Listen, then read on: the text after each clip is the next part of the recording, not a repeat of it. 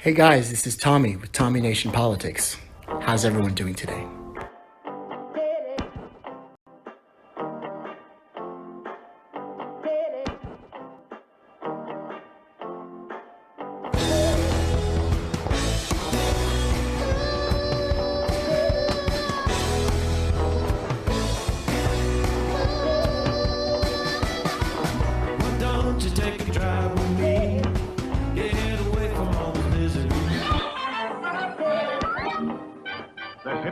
Strike back. They hold a mock funeral to symbolize the death of the term hippie. Complete with make-believe corpse, the funeral also marks the birth of a new name for the sandals, beard, and bead set. They want to be known as America's free men, or freebies. That figures. A funeral pyre with the fake corpse removed and some classy Indian dancing highlight the three-day ceremony in the Haight-Ashbury section of San Francisco. Flower power on parade. Whether the elaborate event makes any difference or not is pure conjecture. Hippie or no, it's enough to give one the freebie-jeebies. The beat and hippie movements brought the creativity of an anarchistic, artistic subculture and a secret ancient tradition of transcendental and esoteric knowledge and experience into the mainstream of cultural awareness. It stimulated breakthroughs in every field, from computer science to psychology, and gave us back the sense of being the originators of our lives and social forms, instead of the hapless robot receptors of a dull and determined conformity. The freedoms that have become real to us cannot be beaten back. The values of compassion, creativity, social equality, love, and peace will be victorious over war, fear, control, and injustice. It's up to each of us to work together in creating a world that will survive and flourish. The president called me today to thank me for the work on the bill, and we talked about a $15 minimum wage, and he again recommitted to me how committed he is to getting this done and to getting it done quickly and to, getting a $15 minimum wage passed. And I believe him, Dean. We are going to have some disappointments on bills that aren't going to pass the Senate, and then I think that is going to give us the opening to reform the filibuster. Let me warn you, and let me warn the nation against the smooth evasion that says, of course we believe these things. We believe in social security. We believe in work for the unemployed. We believe in saving homes. Cross our hearts and hope to die. We believe in all these things, but we do not like the way the present administration is doing them. Just turn them over to us. We will do all of them. We will do more of them. We will do them better. And most important of all, the doing of them will not cost anybody anything.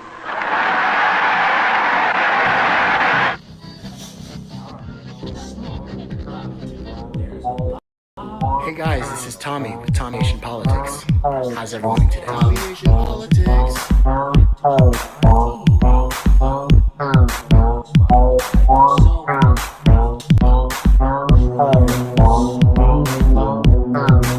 The great fundamental issue now before our people can be stated briefly. It is, are the American people fit to govern themselves, to rule themselves, to control themselves? I believe they are. My opponents do not. I believe in the right of the people to rule. I believe that the majority of the plain people of the United States will, day in and day out, make fewer mistakes in governing themselves than any smaller class or body of men, no matter what their training, will make in trying to govern. I believe again that the American people are as a whole capable of self-control and of learning by their mistakes. Our opponents pay lip loyalty to this doctrine, but they show their real beliefs by the way in which they champion every device to make the nominal rule of the people a sham. Hey everybody, So here we go. I'm going to burn my bridges. I got to tell you what's the reality about progressives in Congress. So let me be clear. They do not have bad intent. They all mean well. They all want the $15 minimum wage passed. They want Medicare for all passed. They want Green New Deal passed. They want all of that. Okay, they're good people. But tonight they'll meet, and they will very, very, very, very likely decide to do nothing about putting $15 minimum wage back into the COVID relief bill. And that means we will lose on $15 minimum wage. But it also means, and this is the most disheartening part, and this is why I'm doing this video and telling you guys, that means we will lose from here on out. You must be able to block a must-pass bill if you are to have power. Honestly, it's just basic politics. It's not that complicated. It's not some brilliant strategy. Why does Joe Manchin get everything he wants? Why is he... Now people are wondering, is he president? He took out $15 minimum wage almost single-handedly from this bill. Why? He said, I won't vote for the bill if it's in it. That's how you do politics. And people might find that uncomfortable. And if you're a good progressive and a good person, you might say, well, you know, that endangers a bit and it delays the bill a little bit and he shouldn't do that. Okay, yes, but it does lead to power. It does lead to a seat at the negotiating table. If you're not willing to block a bill, you have no power at all. And that is the current state of play. So, look, I get the people who deserve a tiny bit of credit and then those that don't. But I need you to understand that this is meant to be constructive, and I will not just do it as criticism and then leave it be. I'll tell you what should happen and what could actually lead to a victory. So when you have a must-pass bill like this COVID relief plan, you're not actually killing the bill if you vote no. Because what is Biden going to do? Drop it? He's not going to drop it. That's not a thing that's possible. You can't drop this. You can't drop the budget. You can't drop the defense bill. Okay? Those are must-passes. So what you do is you force, when you vote no, that forces them back to the negotiating table. But this time, you're actually at the table. Right now, we're not at the table at all. Now, if you're thinking, Jake, why are you even talking about progressives? Aren't the people blocking this Manchin, etc.? Yes, but everyone leaves the analysis right there. And that's only half the story. Manchin goes, okay, the House version, the Democratic version of the bill, I will vote no, so you must do what I tell you, okay? That is when progressives must do the equal and opposite. I'm going to call it the Manchin rule. Okay, you vote no, we vote no. You vote yes, we vote yes. Then it's on you, brother. Then it's on you. Instead, they're likely going to choose to do nothing. Now, I could even live with that. You're going to say, Cenk, how could you live with that? If they had a good plan to somehow get the $15 minimum wage passed in another way. So if they said, hey, Cenk, look, there's a bunch of senators that are reluctant, and here is our battle plan for flipping them. Great, I'm all ears. I'm going to tell you guys to get excited. I'm going to tell you guys to be part of that plan, and I'm going to give credit to all the people who came up with that great plan, and let's go execute it together. If they say, hey, we're not going to block this one, we're going to block the other one, and it's not maybe and it's not vague, it's definite, and okay, then that's a totally fine plan. And waiting an extra 8-9 months for one of those other bills to come up sounds awful. I might even be willing to do that if you were actually going to do it. So, and as things stand now, they're not going to. The progressives in Congress will not vote no. They will not vote no on this one, but I'm afraid they're not going to vote no on any of them. If you don't use your power, we're never going to get these bills passed. You know how hopeful I am if you ever watch The Young Turks. And I was hopeful and optimistic about this one. And in fact, we got some of the way there, all of us together, right? And so if you got a good plan, I swear to God, we're going to go guns blazing all together on it. But you can't tell us that you're not going to put the minimum wage on this. You're not going to vote no. You're not going to block the bill. And again, blocking the bill is not actually blocking the bill. They must renegotiate renegotiate. They must renegotiate. And at that point, they have to listen to you. Right now, you're telling them they don't have to listen to you. Don't worry about it. Only listen to Manchin. And that's exactly what's happening. Exactly what's happening. And by the way, if you're going to tell me that your plan is, don't worry, Nancy Pelosi's on our side and she'll do it later. Okay, on that one, I'll be super clear. That is not the correct answer. For 12 years, our nation was afflicted with hear nothing, see nothing, do nothing government.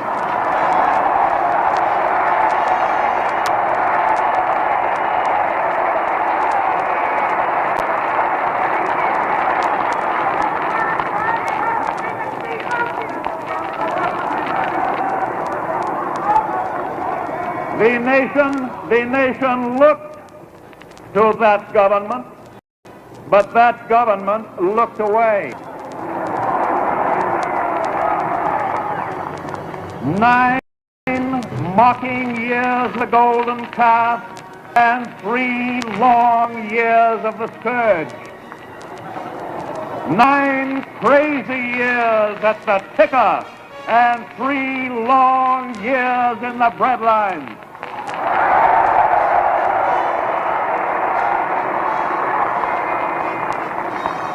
Nine mad years of mirage and 3 long years of despair.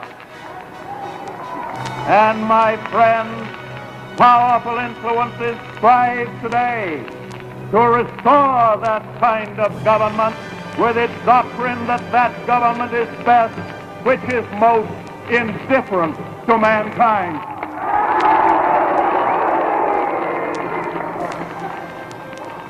For nearly 4 years now, you have had an administration which, instead of twirling its thumbs, has rolled up its sleeves.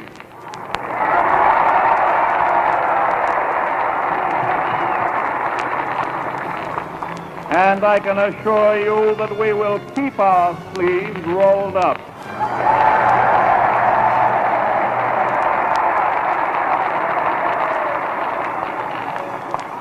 We had to struggle with the old enemies of peace, business and financial monopoly, speculation, reckless banking, class antagonism, sectionalism, war profiteering.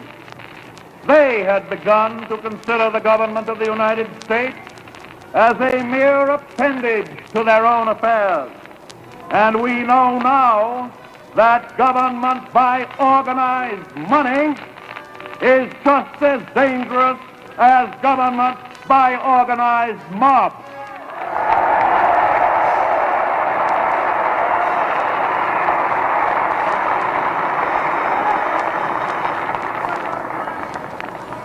Never before in all our history have these forces been so united against one candidate as they stand today.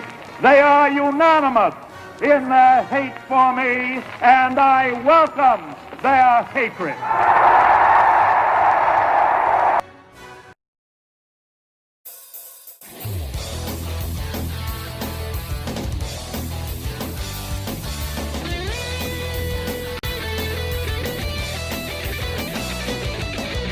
Free-thinking, innovative, and totally open-minded.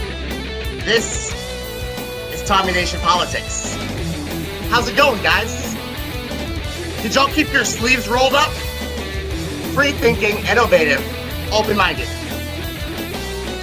You know, those forces that are united today were united back then, fighting for not a government that works for all of us, but a government that works for the few. I told you guys yesterday, the establishment, their unity, as Joe Biden puts it, it's overwhelming sometimes. How much people fall in line with the conventional wisdom and the social norms. It's absolutely outrageous. You heard Franklin Delano Roosevelt, one of the most progressive presidents of all time, to talk about how he welcomes their hatred. Did Bernie Sanders welcome the hatred of the establishment, or did he bend the knee to Hillary Clinton? Did he bend the knee to Joseph Elizabeth Biden and proceed to pass a COVID relief bill, which funnels the wealth to the donors of the puppet politician class? Guys, this is Tommy Nation Politics, and I want you to be in today. Be in. Tune in. Drop out. Definitely drop out of the mainstream media. And as Carrie was saying on the chat, you might want to drop out of TYT as well. Some cuckage going on, guys. I don't know what's going on with Jake, but I think he's finally getting the picture. I think he's finally getting to the point where we're going to have to do some things that FDR did. We're going to have to roll some sleeves up, guys. We're going to have to welcome some hatred. We're going to have to maybe be a little bit rude, be a little bit pushy. And we're going to have to go, peace now, freedom now, peace now, freedom now, peace now, freedom now, peace now, freedom now. Otherwise, guys, ain't got no soul, ain't got no hope, ain't got no friends, ain't got no schooling, ain't got no education, ain't got no money, ain't got no jobs, because the COVID bills, every pandemic, ain't got no mother, ain't got no daughter, ain't got no friends, ain't got no schooling, ain't got no job, ain't got no underwear, ain't got no soap, ain't got no A-train, ain't got no mind. I got life, mother. Guys, we got laughs up in the Congress passing those legislative bills. Do we have freedom? I know I got good times, man. I got crazy ways, too. I got $1 million charm. I got headaches and toothaches and bad times too, like you. Our will. We've got head, back, brain, arms, nose, got my eyes, got my mouth, I got my teeth still. We've got a tongue, got a head, got our arms, got our souls, our hearts, our progressive values, and I've got my ass. I've got my arms, I've got my legs, got my fingers, got my hips, I got my brains, got my toes, I got my liver, got my blood. I got life, mother, I got life, sister, I got freedom, brother, I got good times, man, I got crazy ways, daughter, I got $1 million charm, cousin, I've got headaches and toothaches and bad times to like you. Oh, I got my head, got my arms, my brain, my progressive values. I don't got the squad. They suck. I don't got Joe Biden. I don't got the liberal principles. But you know what, guys? I've got my ass. I've got my arms. I got my legs. Fingers got my hips. I got my brain. I got my toes. I got my liver. Got my blood. Got my guts. I got my muscles. I got light.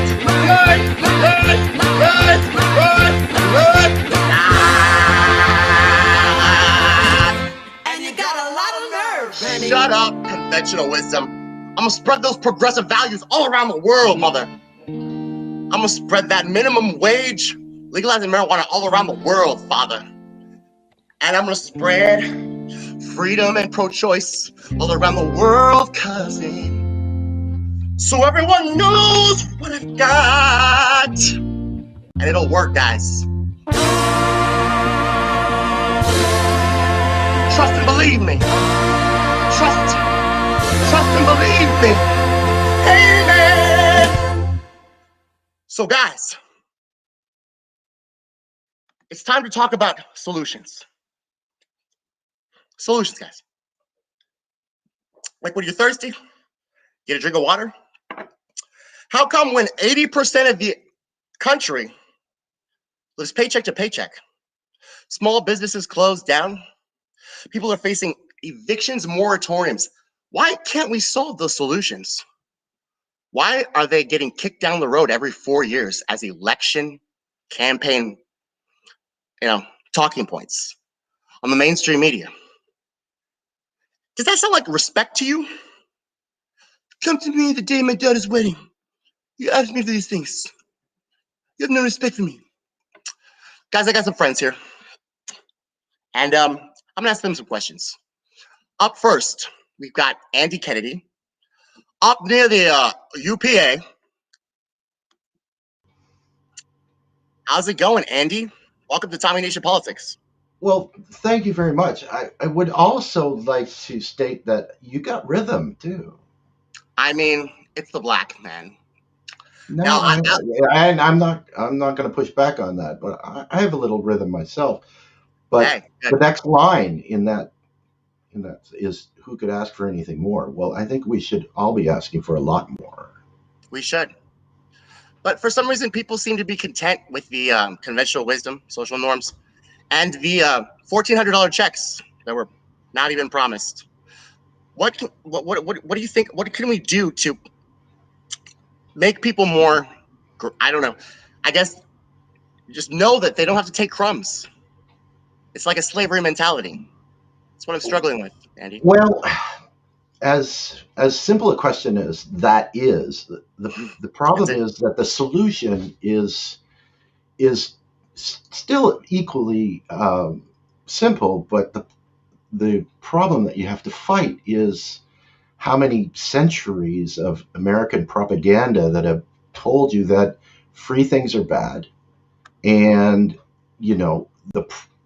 and I'm the perfect person to critique that, being north of the border with my free healthcare and all of that stuff, and welcome to the rest of the world where that's not even a second thought.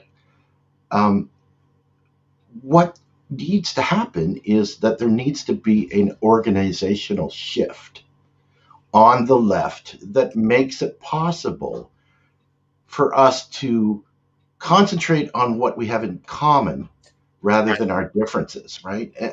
We are constantly fighting.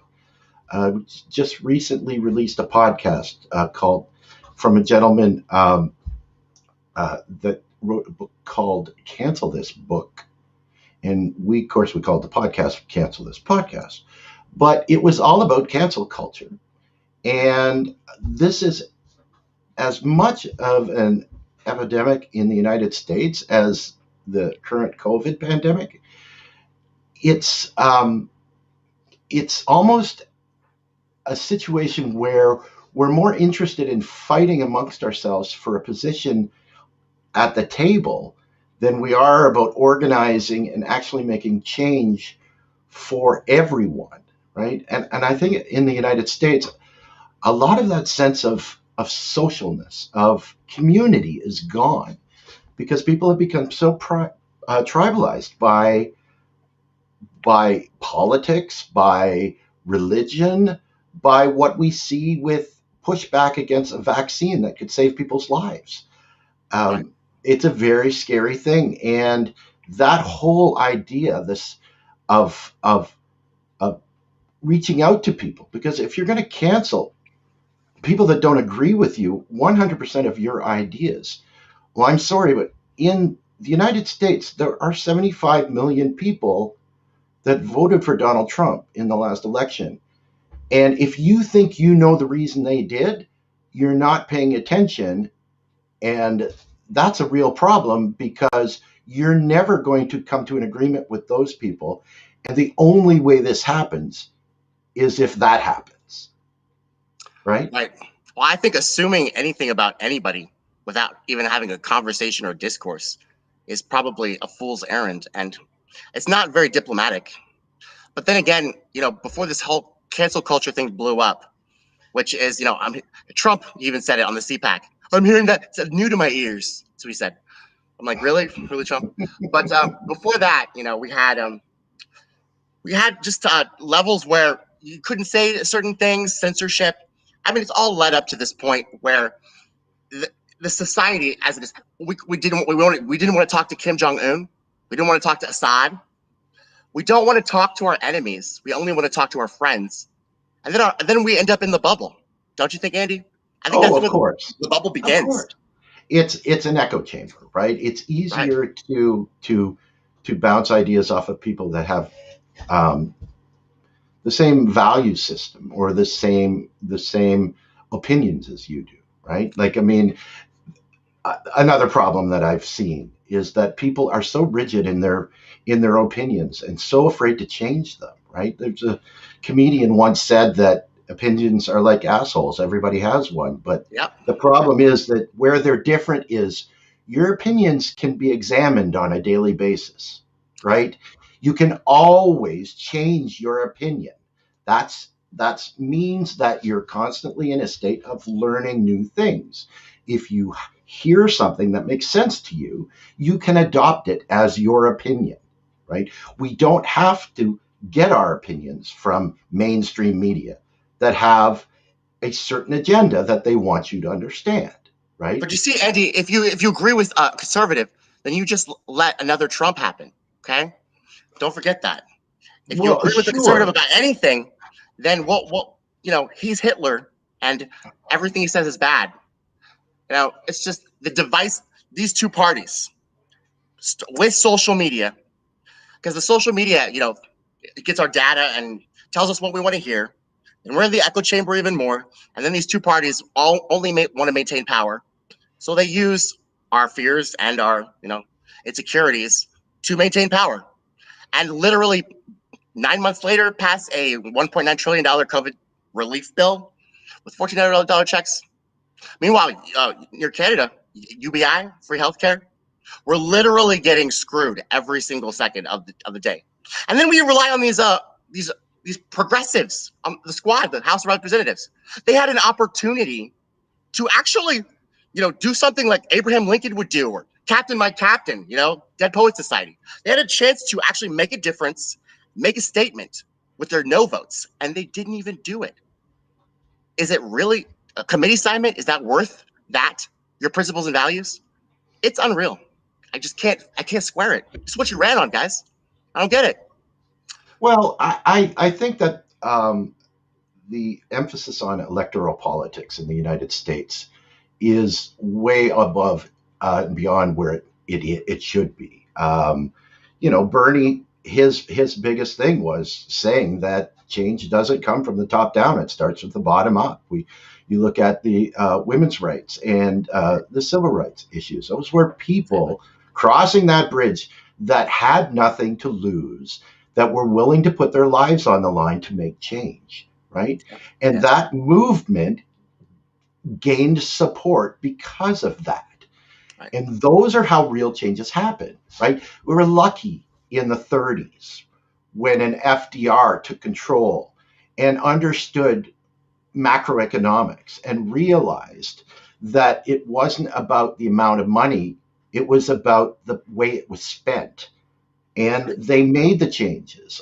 There's a project that I'm involved with right now, and it's called the New Untouchables, and it's part and parcel with the real progressives and the people that filmed the movie The Con, which is just about to come out, but it's a deep dive into what happened in the 2008 financial crisis. Yes. And when you realize and you see all of these things that have happened, it is no different what happened in 2008, 2009 than in 1929, the Great Depression, right? Or the savings and loan crisis in the 90s. These are all bad actors in the banking industry that were able to get away with quote unquote murder. And in two of the three cases, these people were reined in. They were put in prison. Laws were made to change things. In 1933, it was a lawyer named Ferdinand Pecora, who had these very visible, very in the newspaper, in the media, front page of the New York Times, putting the likes of J.P. Morgan and all of the big players in the banking industry in jail, and then passing the Glass-Steagall Act, which basically said you can't have banking industry doing securities and the securities industry doing banking, and that's put the kibosh on that. Enter the war and the New Deal that came in, and it's arguably the best time in American history through the 40s, 50s, and 60s, when people could survive on one income. Right, with a big family and a station wagon with wood paneling on the side of it, and a house that's paid for, and a cottage on the lake. And people retired early because they could, because they 2.5 were able to kids, one save dog money. named Rex. Yep, all that. And then, it's like the baby boomers kind of like burned the bridges there with the Vietnam War. The Summer of Love. The reason why I, decided on the whole topic of the being was it was kind of a counterculture to the Vietnam War and the war machine that was ramping up, and the getting out of the principles and values of the Democratic Party with the FDR policy. And it was a good, nice protest, and it actually achieved some results. It achieved a lot of results. Nixon, he had a lot of pressure there until Reagan smacked the shit out of Jimmy Carter, and then the Democrats just decided to become the Republicans. Yeah, and that was the most unfortunate part of American history, as far as I'm concerned. The guy that played with a monkey in the movies decided that we're going to allow rich people to act badly again, and it was downhill from there. And life didn't get any better with Clinton, and it just seemed to snowball in a neoliberal avalanche that has basically covered most of America in this blanket of poverty. And if you understand how things work and what the government and the Federal Reserve all know is to be true, that there is no brokenness in the United States financial system, that there is always money with a sovereign nation that makes its own currency. We just have to spend it in the right way. We did a lot of that this last year. We did a lot of that. That all of these things that are happening in the U.S. as far as medical debt and student debt and homelessness and joblessness, and all of these things are political choices and can easily be eliminated with a stroke of a pen. But the problem is that the political will isn't there, because it means that the donor class will start to lose money. And in the neoliberal society of winners and losers, the winners don't want to lose, and they have all the advantages right now, and that means that the losers are the quote unquote 99%. And how do we move forward from that? That is. Their greed is just so overwhelming and so unquenching. They don't realize that the 99% literally make their wealth and everything. Something that you spoke about, how people were willing to put their lives on the line back in those days to make like real change. And did you notice how that was echoed through the federal government, but the federal government never really like made that as a point until the social change was there with the civil rights movement and with women's suffrage. So I really hear that point, actually. And I've been thinking a lot about that, especially since we can't get anything out of the squad, and forcing the vote is violence, according to AOC. So this is the next avenue. This is pretty much my point to this whole conversation. Is what I think we need to do is I think we need to start going back to what we did back in the civil rights movement, what we did back in women's suffrage. Is we need to literally start civil disobedience. Everybody should just smoke a joint right in the middle of the park at a certain time. They don't have enough cops to arrest us all. I'm saying these laws, they don't reflect society in the slightest, and nothing is going to get passed through the Congress that is popular with the American people. The only reason the COVID bill was popular with the American people is because people are desperate. If they had a choice, they'd pick a good. They make a good choice. It's like the choices we have now is the Saw movie. You know what I'm saying? Let's play a little game. You can get out of here, but your needle's full of or the snakes. Either one. It's like That's not a real choice. It's a false choice. Well, So it's George Carlin that said that the only choices you have are smoking or non-smoking or paper or plastic, and you can't smoke anywhere anymore. So, right. you're down to one now. Can't even vape. It's unfortunate. And the problem right now lies in how do you attack from the ground level, and a proper way of, because how do you affect capitalists, right? You take away their ability to make capital. And that can take the form of a general strike, or it can take the form of boycotting product from a certain corporation, right? And the perfect example of that, and is a very timely example because of what's happening. If you look at the Washington football team, about a decade ago, the owner of that team, his response to, well, maybe we should change the name, was "Over My Dead Body." And he's still alive. And what happened was, you have corporate sponsorship in those teams. And one of the major corporate sponsors is FedEx.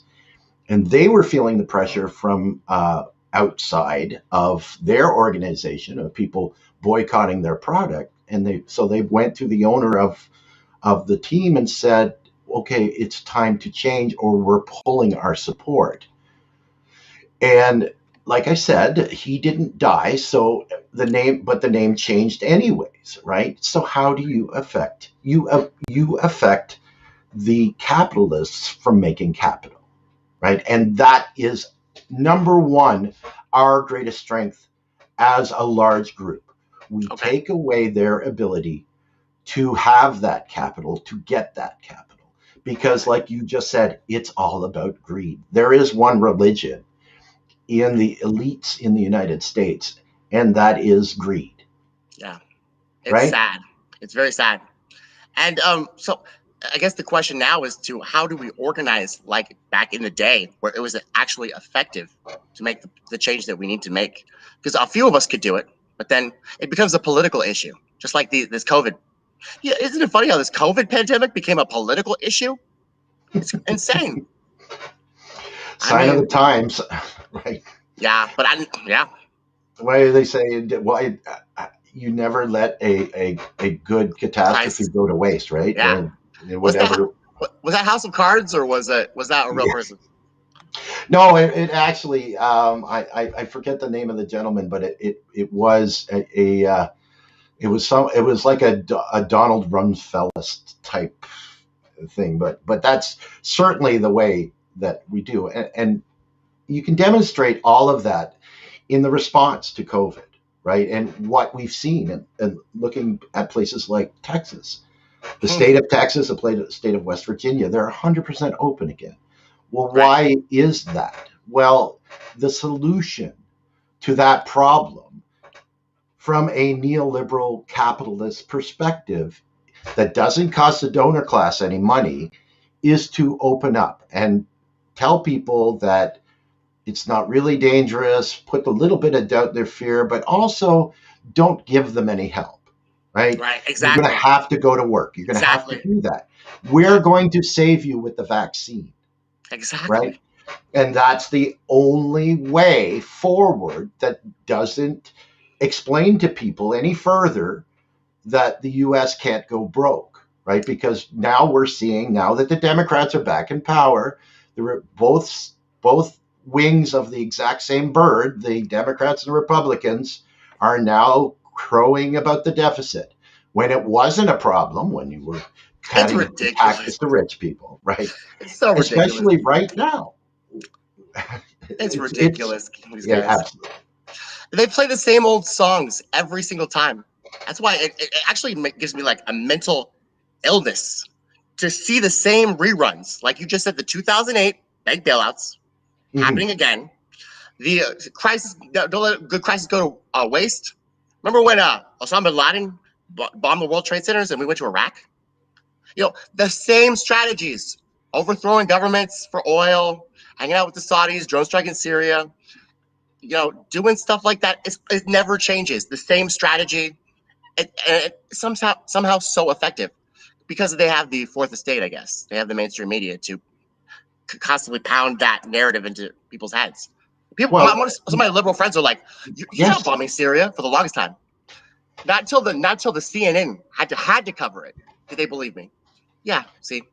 Well, what did we hear about all week? Right, we still have a pandemic. There's still people that are losing their place to live.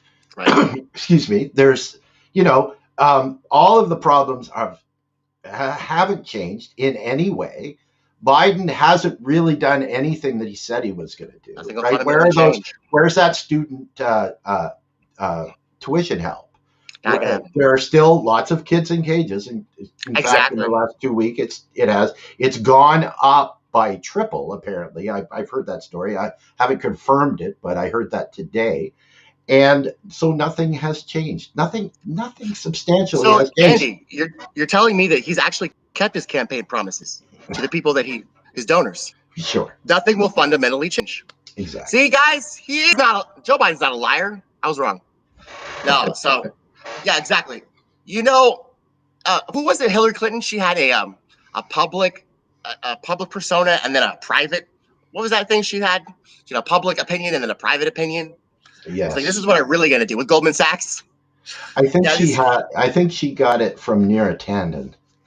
Oh my God, bro! I could talk about Neera Tanden all day long. She's a horrible person. She literally not a lot of people anymore, but some people really do deserve to be burned to the stake as a witch. Though, I will say though, if they were going to pick a better red shirt, and when I say red shirt, I mean the person that gets killed at the very beginning of the Star Trek episode. I'm glad they picked Neera, because that was a distraction, right? It was. The whole thing was a distraction, and that's unfortunate. We were just talking about that all week. We heard about was what's his name, Harry and Meghan talking to Oprah. Oh my God, Andy. I'm so glad you brought that up, because it's so weird. And I've been trying not to pay attention to it because they're the royals. And I believe in the United States of America. We rebelled for a reason, to get away from these guys. But it's so funny incorporating that cancel culture that you were just talking about. Did you see the thing about Sharon Osbourne on the talk? She had a meltdown because they were talking about racism. I don't understand why everything has to be a meltdown. They were literally telling the truth on television for the first time I've ever seen. Like, her black friend was like, "I feel like Piers Morgan's racist." Then she's like, "I think you're calling me racist." They actually talked it out. Now all of a sudden Sharon Osbourne's getting a little, she's getting what do they call it when the corporations get involved and they have to do some. Let these people talk. It's called the talk, right? No, yeah. But now Sharon has to be canceled. Literally, I didn't mind that at all. If people are going to have conversations like that, but now with the corporations, you got to get your handbook, your sensitivity training. You literally they're going to tell you how to think, tell you how to move through a conversation. It's so horrible. The control that they have, the technocrats and the corporate news. Like, let people think and feel things. God damn, right. It's horrible. Yeah, so that's the only. Yeah. There's a story that Dan Kovalik told about a activist by the name of Molly Rush. Mm-hmm. Molly Rush was one of the 8 activists back in the 70s that it's a fairly famous incident where they were protesting nuclear armaments, and they actually broke into a facility and were hammering on the nose cone of a nuclear missile. They were all arrested and they were thrown in prison. But because of the pushback from the general public, they were released after just a few weeks. This lady was one of the 8, and she has been an activist. She's originally from Pittsburgh, PA, and what's her name? She's her name is Molly Rush. Okay. She started a center for human rights and other progressive type issues in Pittsburgh. And she's now 85. So she's, of course, retired from the from the running of the center during the Black Lives Matter protests last summer and fall. She posted a meme that was going around on Facebook that was it was a picture of Martin Luther King, and underneath it was no looting, no rioting, change the world. Right. Okay, and that, now she's a white woman, and that came right off the bat. You could see where that might be problematic, but she was basically told in a statement from the center that she helped create that they were no longer going to associate with her in any way because that was a racist meme. Right? So she was totally canceled from this. And there were calls for the organization to be taken down. They were calls for this organization to shutter its doors because of its association with this woman.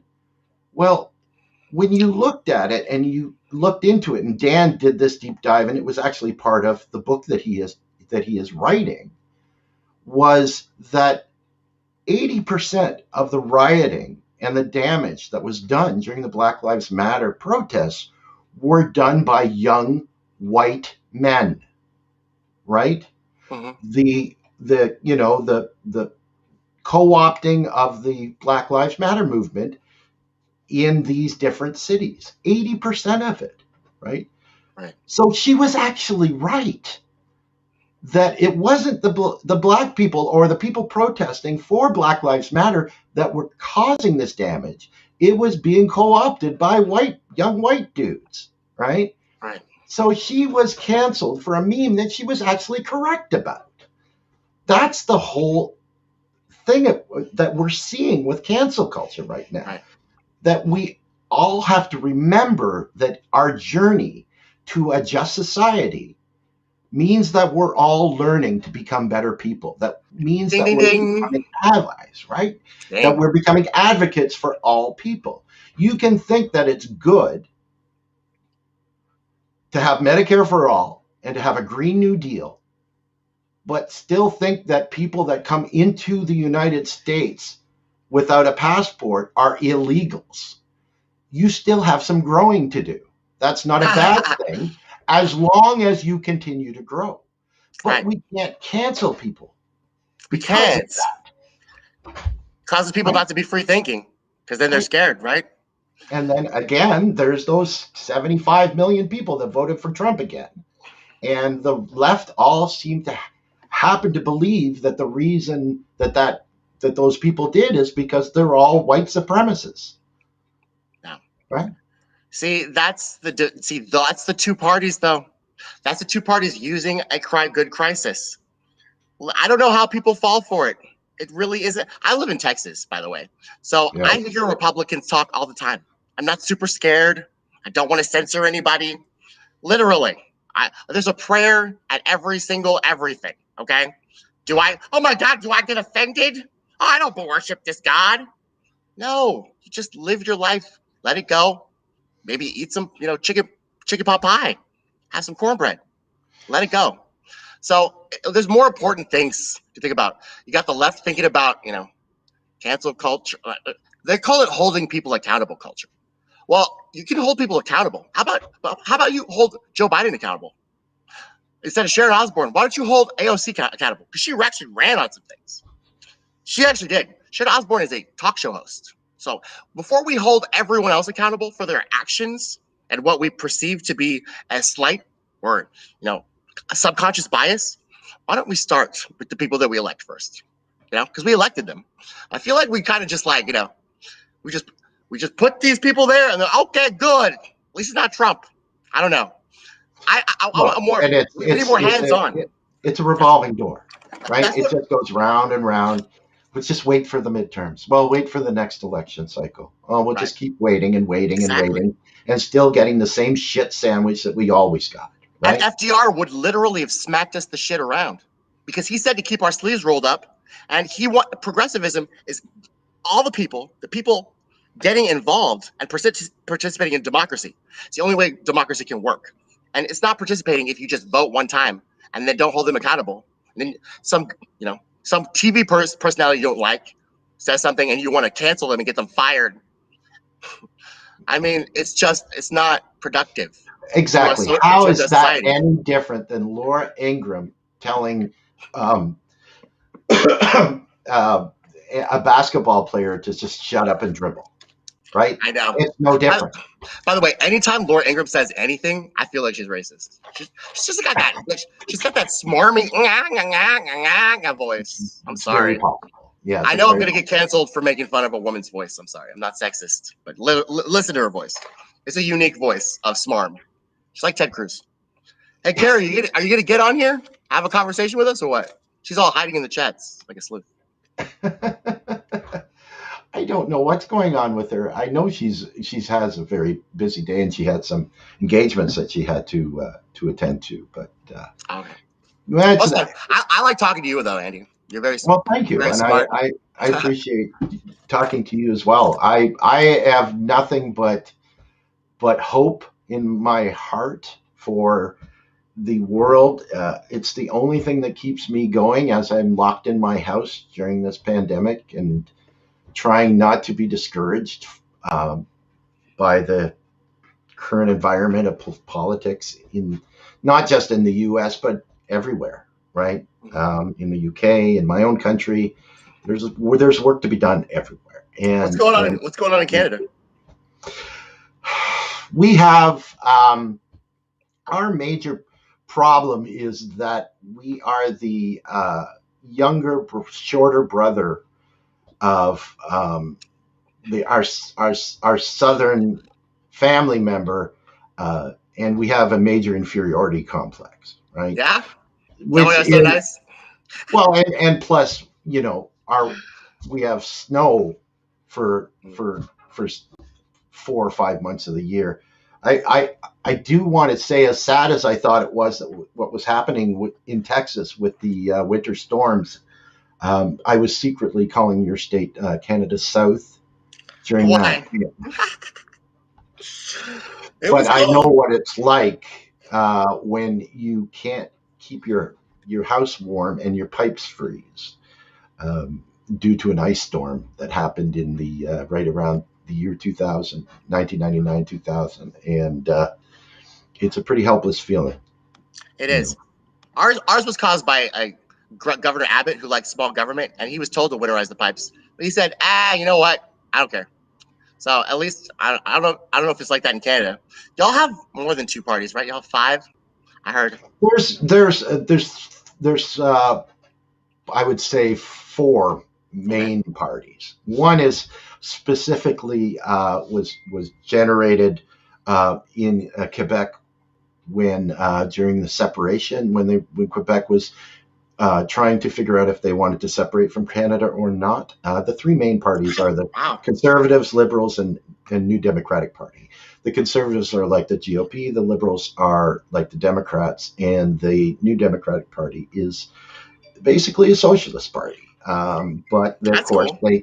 they get canceled by the other 2 because of the S word, right? So yeah.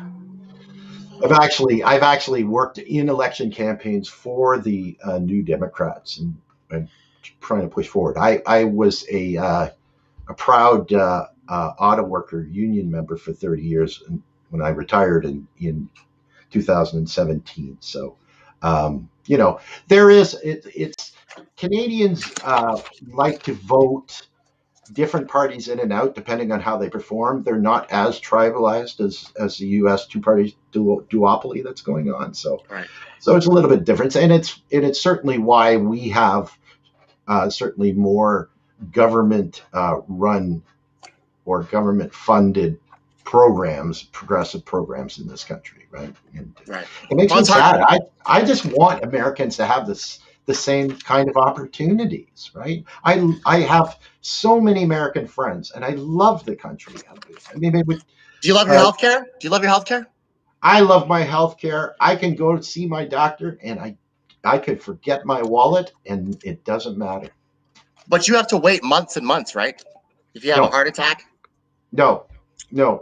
Okay. There are waiting times for people that need elective surgeries that are not life-threatening. If I need to see my doctor, my own personal general practitioner, I can make an appointment, usually go see them the next day. If I need emergency health care, I can go to the hospital and go to the emergency room and get my health care within 3 hours. If I'm having a heart attack, I'm rushed to the front of the line. I'm usually under doctor's care within 15 to 20 minutes. All of that, those are all gaslighting statements about our system.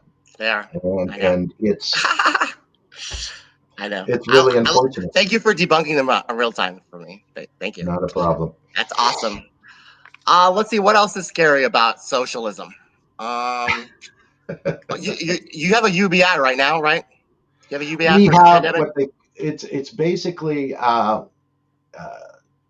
it's helped for as much right now for small businesses because they're the ones that are getting hit the hardest. The problem that we have currently is any of the construction industry people, carpenters, electricians, plumbers, that aren't legally able to enter someone's home, right? You have to remember that in Canada, there's not a lot of work outside when the ground is frozen, right? So you're doing smaller jobs in people's homes. And in the environment that we have and the amount of shutdown that we have, those opportunities aren't possible for those certain trades, right? So right now, our employment insurance is a little bit beefed up to make up for those problems, but for the most part, people are being able to figure it out. There are hot spots and there are people doing stupid things. My city that I'm closest to, which is about 20 minutes down the road from me, a bunch of students in a residence at the local community college decided to have a huge party. And so it was a super spreader event, and most of the things that came out of that were the new variant, the B117 variant that we're seeing in the UK. That's more highly contagious. Y'all have some good parties there. Well, basically just that one, and it ended up sending our region back into the red zone, which is the one step above complete and utter lockdown. So it's been a challenge. I've been silently protesting by leaving my Christmas lights on the house. So hey, why not? Well, sure. Well, also the most important question I want to ask about Canada is Terrence and Philip, do they really exist? They only in the same aspects of the Tooth Fairy and God. Right? But Celine Dion is real. Oh my God! Of course she is. Of course, the queen. And so is flatulence. Flatulence. Yes. You know, I was wondering how Celine Dion felt after Idina Menzel came out on the scene, because now Celine Dion, poor thing. I think she still has a Vegas residency, so she'll be fine. Oh yes, absolutely. She's and Alanis Morissette, nice as well. Okay. Justin Bieber, y'all have some good musicians. Drake. So y'all put maple syrup on everything? Nope. No. Okay. No. That is that's a misconception. There is probably, I would say, the most Canadian thing is poutine, which is what's that? French fries. Putin. Okay. Yes. Not Putin, not Alexander Putin. It is French fries covered in white cheese curd and gravy. Wow, that sounds like good comfort food, honestly. That keeps most Canadians warm through the winter. Yes, and their Tim Hortons coffee. Think you warm. So the most Canadian picture I've ever seen is a Tim Hortons coffee franchise is Canadian Starbucks, right? So a drive-through line was blocked by a beaver. Oh my God, that's so adorable! Here, it's this thing called an armadillo. They have armor on. It's crazy. Yes. Not as good with trees though. Oh no, not at all. They just roll around. They're crazy, roly polies. I've never seen a beaver, honestly, or a moose. I'd like to. Just do that. You only time you want to see them is in pictures, because if you're around them, they stand about 10 feet tall and can kill you. And if you're in your car and you hit them, they're coming through the windshield. Okay, well then, I will be aware of that. I have awareness. That's very frightening, Andy. Yes, I remember traveling through Newfoundland, which is Canada's most eastern province. Yeah. And as we were passing Gander, there was a sign on the road that was a tally of the current number of people killed by collisions with moose on the sign. Right. And it was March, and the number, I believe, at that time was 15. So there are probably more deaths by moose than there are by guns in this country. If a guy had COVID and then he was killed by a moose in his car, would that be counted as a COVID death? No. Well, it would here. It would here. Not in Canada. No. Oh wow, nice. Y'all don't have those WHO numbers or whatever. You don't have a Fauci there who tells you everything is bad. We have them, but they're a little more realistic, and they kind of have a tendency to take the current environment and the people's moods into account before they start to make a bedside manner. That's nice. Someone should tell Fauci about that. Yeah, that's the thing about the health thing. That's probably also why it became so politicized too. Is that we have this guy named Fauci, and the liberals love him, but I'm not really. I just think for myself. And I observe that he literally never says anything good, ever. It's always horrible, and you should, last week is, you might be able to hug your grandma if you're both vaccinated and you maintain a safe distance with a mask. You know what I'm saying? I'm just like, guy, bro, he's on every day. So, I mean, I understand being in Texas, why the conservatives are kind of just like, you know what, this is really weird, okay? Fuck it.